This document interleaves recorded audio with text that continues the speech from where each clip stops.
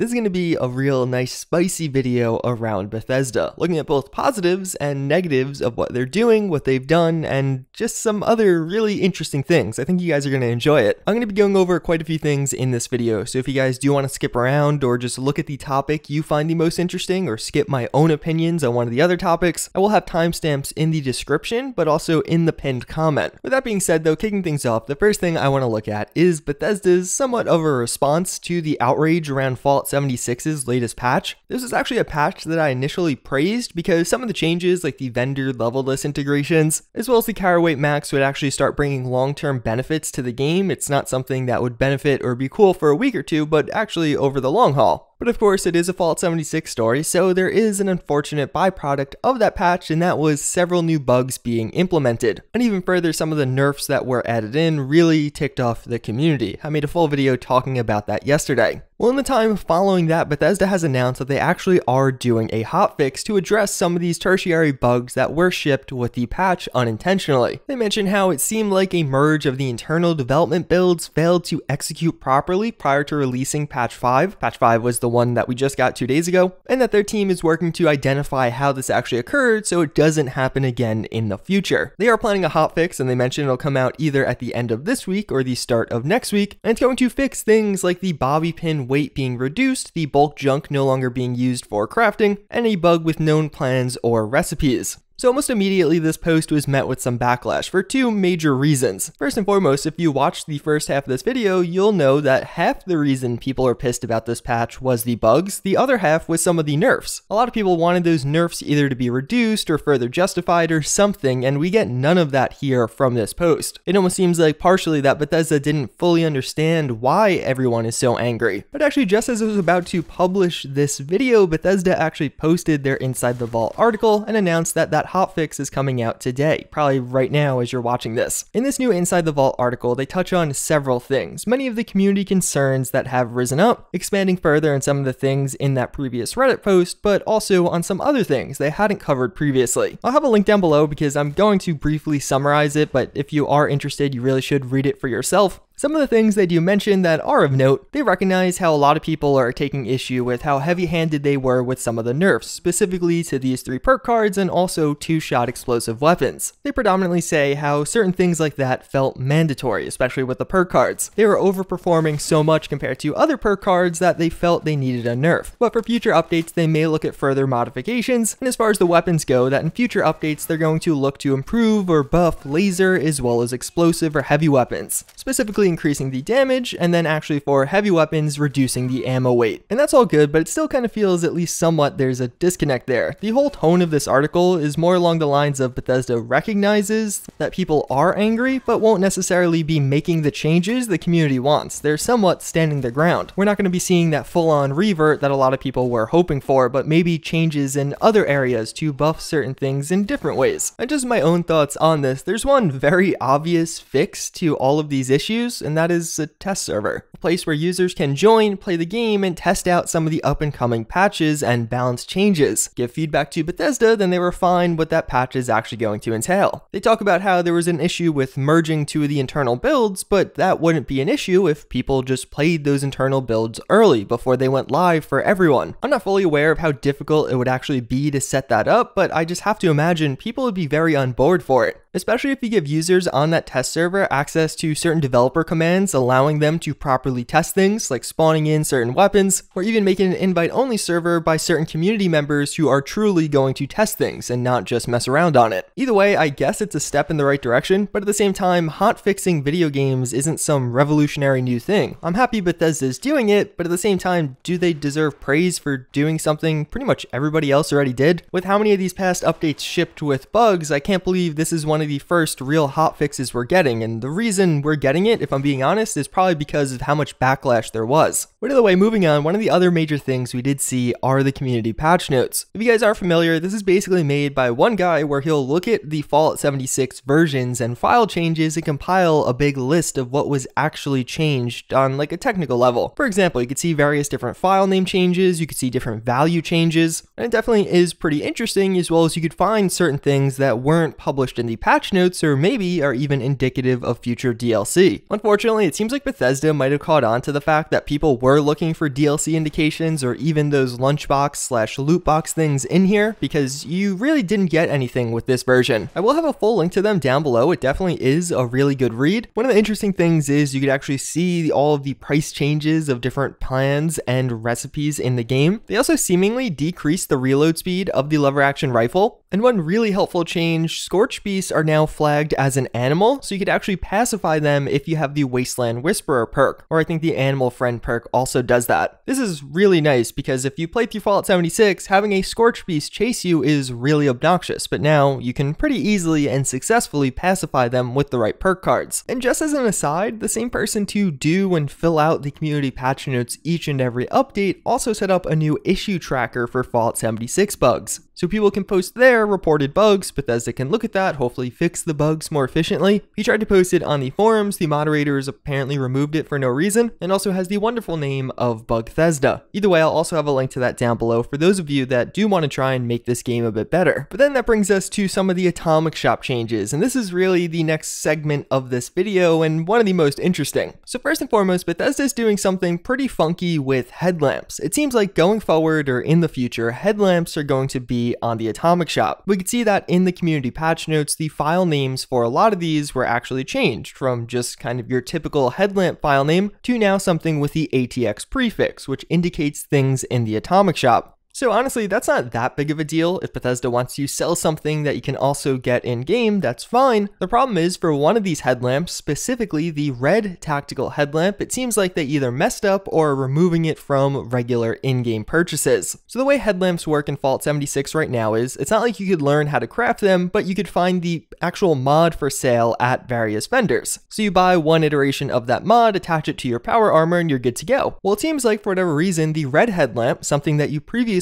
could use this way, has been changed. First and foremost, now it is renamed to a Mothman headlamp, which I'll actually get back into in a second. But even further, you can no longer use it on your character. You can still find it at vendors and purchase it, but when you actually try and apply it to a power armor, you don't have the right permissions. Or at least that's what it seems like is going on behind the scenes. It shows up in your inventory with the changed name and the Atomic Shop icon. And again, this is something I just purchased from a regular vendor. And even further, seemingly many of the headlamps will now have the Atomic Shop icon next to it. So if you log in and notice your power armor suddenly has the Atomic Shop icon, it's because the headlamp is attached to it, and that now has the icon, so the whole power armor has the icon. But in reality, they probably were trying to create a new Mothman headlamp to go along with their new power armor skins that you can see on screen right now. This was data mined from the files of Fallout 76, and it probably is on the way with one of the future updates. Actually, while editing this video though, Bethesda gave a response to this on one of the Reddit posts, saying, "We do have a new Mothman power armor set on the way," that being the one I just showed you, "that we think is going to be an awesome addition to the game. However, when we modified the red tactical headlamp to build on this power armor set's name, it has unintended side effects for loose mod headlamps that were already in the game. We're investigating this now, we'll let you know once we're ready to roll out a fix. In the meantime, we could still purchase the loose mod for this headlamp from the Enclave vendor." That's an interesting response because, first and foremost, I understand, and as I just kind of mentioned, the point that maybe they were just trying to create a new Mothman headlamp that would go along with the new power armor. Perhaps they were going to duplicate the basic red headlamp and accidentally forgot to and somehow edited the original red one, hence making it unusable currently. But how does that explain the edits to every other headlamp in the game? And although that is actually pretty bad, it seems like Bethesda has made another actual positive change with the Atomic Shop. A while ago, you guys might remember that there was an emote bundle on there selling for $12 that gave you a bunch of holiday emotes. It wasn't very descriptive and it didn't have many images showing you exactly what it did, so many people assumed, like other custom emotes in the game, it would come with a custom animation like this one. Well, in reality, it reused the same animations and all it did was give you a new custom image above your head, which for $12 is a bit ridiculous. Well, with this latest update to Fallout 76, that's been changed, as now when you use these custom emotes, it'll actually make snow fall from the sky. It seems to work on almost everything from this pack, and I just have to imagine Bethesda added this in because of how frustrated people were with the original version. So good on them for that. But at the same time, then we have some more less than positive news as far as the Atomic Shop goes, and that's going to be with the new addition of these unstoppable outfits. Basically, it's going to be some of the comic book characters from the Fallout universe, and now in Fallout 76, 76 for $8 or 800 Atomic Shop points, you can pick up some of these various options. To be frank, some of them are actually pretty cool, and some of them are unique to Fallout 76. They've never been in past games. But my first slight with these is the Silver Shroud outfit in particular is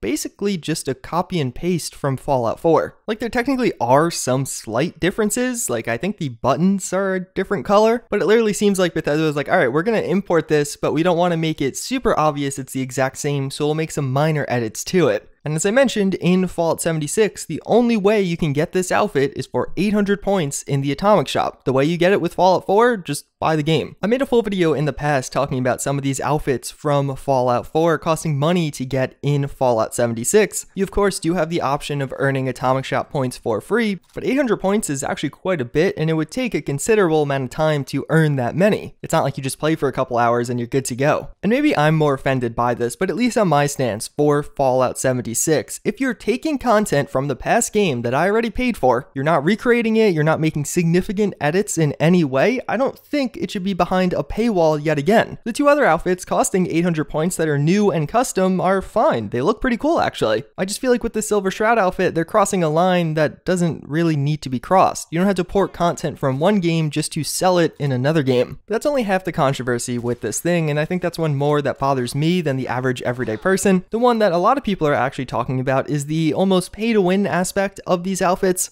So effectively what's going on here is, as you can see on the home screen of Fallout 76, for each person in your squad wearing one of these custom outfits, you do get plus 15 maximum health, for a potential total of plus 60 maximum health. I have a fairly high level character and my maximum health is at 280, so that's a decent sized buff. It's definitely going to be something you notice. Although in fairness, one of the outfits that is a candidate for this is only earnable for free in-game, that being the Garb of Mysteries. But again, as it says in the little box, it has to be unique outfits, meaning each one must be different. So if you have two people on a team, in order for both of you to actually get the bonus, somebody could have the free option, but then the other person has to have paid to get one of the other outfits. There's not two free options available. So now obviously this isn't pay to win. First and foremost, it's only live for about a week. Secondly, 60 health isn't that big of a deal. But where I really take issue with this is, does it start here and actually progress further in the future? At the end of the day, the health bonus is a marketing ploy. They're trying to get people to buy more of these outfits by giving you an in-game bonus. It's kind of fun and thematic at the same time, but still, they want to sell those outfits. And I think it's important to keep Bethesda in check in regards to these things if you don't want them in the game. But either way, that's pretty much going to wrap it up for this one. As I said before, I'm sure some of you enjoyed this, whether you like watching Bethesda fail, or if you just enjoy some good drama. Of course, there are also a couple of positives sprinkled in, so hopefully for those of you wanting to see Fallout 76 succeed, that appealed to you. Either way, as always again, I thank you all for watching. I hope you enjoyed this one, and I hope to see you all next time. Later.